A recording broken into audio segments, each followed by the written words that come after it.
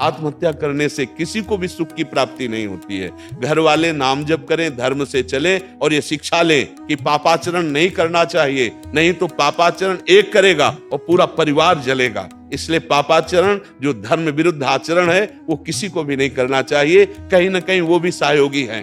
अच्छा, तो जुआ खेला जा रहा है, 4 लोग खड़े केवल देख रहे हैं, पहला डंडा उनके पीठ पे पड़ता है, देखने वाले वो कहते साहब मैं नहीं खेल रहा, तो यहाँ खड़े क्यों हो?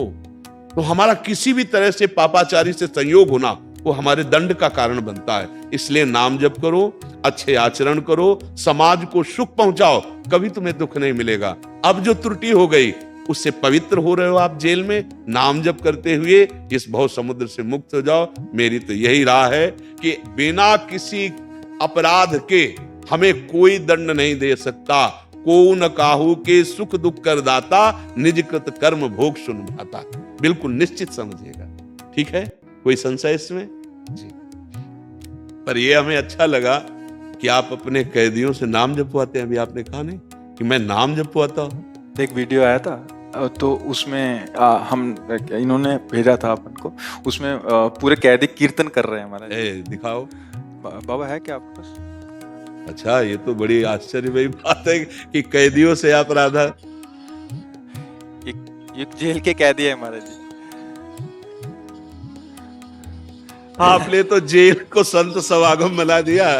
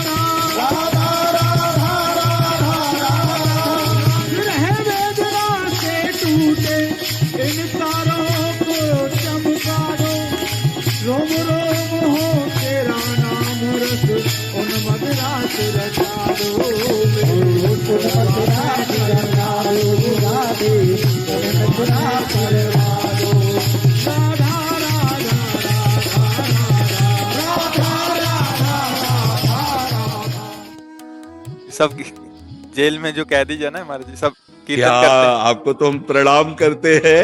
हाँ, जो जन्माष्टमी के अवसर पे कैदियों द्वारा जो वस्त्र बनाया गया था ठाकुर जी को, बिहारी जी को इस बार धारण करवाया गया। और क्योंकि कारागार उनकी जन्म स्थली है प्रभु जी की, तो इस बार वहाँ के बंदियों द्वारा जो है वस्त्र बना के जन्माष्टमी के दिन बिहारी जी को पहनाया गया। बहुत सुंदर, बहुत सुंदर। हमें इतना आह्लाद हो रहा है कि ऐसे जो भगवत विमुख जन हैं, जो आसुरी प्रवृत्ति से युक्त हैं, अपराध करने वाले हैं, ये नाम जानते हो? ये स्वयं श्री हरि जपते हैं, राधा राधा जपत हरि विवश तव नाम प्रतिपद विमल मनसि तव ध्यान। अरे इनका परम कल्याण हो गया। एक बार राधा बोल देना तो यमराज की खोपड़ी काम नहीं करेगी कि क्या हिसाब करूं।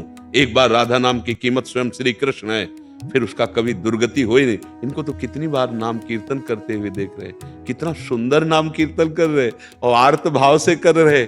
बहुत सुंदर। सबसे ज्यादा धन्यवाद आपको कि आप अपने कैदियों का उत्साह बढ़ाएं। अगर उनको सुनाते नहीं सत्संग की बातें तो राधा नाम क्यों कीर्तन करते? बहुत सुंदर, बहुत सुंदर। सबको ऐसा करना चाहिए। अपने घर में, अपने विद्यालय में जो सत वार्ता है उसके करने से बुद्धि शुद्ध होती है। कैसी कैसी मंगलमयी बात है, कैसे दैन्य भाव से राधा राधा राधा, सब चरण छूने का मन होता है इन सबके।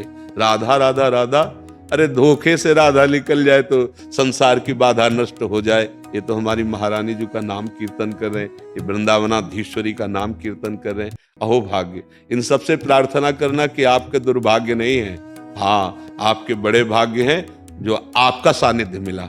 नहीं, कौन ऐसे कैदियों से बैठकर सत्संग की बातें करेगा? कौन उनको कहेगा राधा नाम कीर्तन करो? नहीं नहीं, धन्यवाद है आप कि भगवान की बड़ी कृपा है आपके ऊपर कि आप ऐसी उनको सत मार्ग की प्रेरणा दे रहे हैं और सबका मंगल होगा। भगवान नाम में बहुत अपार महिमा है। घोर हिंसक व्यभिचारी जनों ने जब नाम का आश्रय लिया तो बड़े बड़े महात्मा बन गए। बड़े बड़े महात्मा बने, इन सब का कल्याण हो जाएगा। जीव भूल से अपराध कर देता है, लेकिन भगवान का नाम अगर भूल से भी उच्चारण कर ले तो सारे पापों का नाश होता है। एक बार नाम की अपार महिमा है। ये तो बहुत बार नाम ले रहे हैं, जो निरंतर नाम जप करते तो भगवान का स्वरूप ही हो जाते, पर एक बार यदि नाम ले तो हिसाब में भारी पड़ जाएगा। हमने कई बार चर्चा में सुनाया है कि एक पापात्मा स्वभाव का था और एक पुण्यात्मा स्वभाव का भाई था। तो भाई वो संतों की सेवा करता था, उसके मन में बात बनी रहती कि छोटा भाई शराब पीता है, मांस खाता है, व्यभिचार करता है और संतों को गाली देता है। वो जब शराब के नशे में आता, अगर संत घर में होते गाली देते, उसका ऊपर मकान था। तो एक दिन भगवान के परम भक्तों की मंडली आई, वो बड़े भाव से घर लाए, चरणामृत उतारा, आरती की, भोजन पवाया। अब इतने में वो आ गया शराब पी के लड़खड़ाता हुआ, संतों को गाली देने लगा, भाई को गाली दिया। संतों से कहा आप नाराज मत हुए, इस पर दया कीजिए, इसकी दुर्दशा है प्रभु, इसकी बुद्धि भ्रष्ट है, इसका कल्याण हो सकता है। बोले पक्का। सब संत पाके कहे कि आप घर के बाहर जाओ। वो ऊपर अपने कमरे में था, भीतर से दरवाजा बंद किए गए, खटखटाया तो उसको लगा कि हो सकता है भाई हो या कौन है, क्या है। तो नशे में एकदम दरवाजा खोला, उठा पटक दिया संत ने और बोले राम बोल राम। वो मैं नहीं बोलता, नशे में से कहा जान से मार देंगे, तुम्हारा भाई भी यहाँ बचाने नहीं आएगा, राम बोल राम। अब उसको लगा कि तगड़ा महात्मा है, ऊपर चढ़ा है, हो सकता है ऐसा कर दे। तो बोले राम राम। बोले बस बेटा, इसी से तुम्हारा काम हो जाएगा। 2 बार राम राम कहा। जब वो समय पर मरा ना, यमराज जी ने पूरा रजिस्टर देखा, 1 सेकंड में सब फाइनल होता है, घोर पापाचरण, पर 2 बार राम राम कहा। अब यमराज जी ने विचार किया क्या इसको, तो उनका भाई 2 बार राम राम कहा है, जो चाहे वो सुख ले सकता है तू, फिर बाद में तुझे नरक डालेंगे क्योंकि बहुत पाप किए। तो उसको याद आया कि राम नाम की कीमत, तो उनका बता सकते हो आप कि 2 बार राम राम कहने का फल क्या मिलेगा मुझे। उनकी हिम्मत नहीं पड़ी कि फाइनल में बोल सके कि राम नाम 2 बार इसके बराबर, ये हिम्मत नहीं पड़ी, क्योंकि वो परम भागवत भी हैं, ज्ञानी भी हैं। वो देवराज इंद्र के पास, देवराज इंद्र ने कहा मैं निर्णय नहीं कर सकता कि राम राम का, कई बार सुना चुके।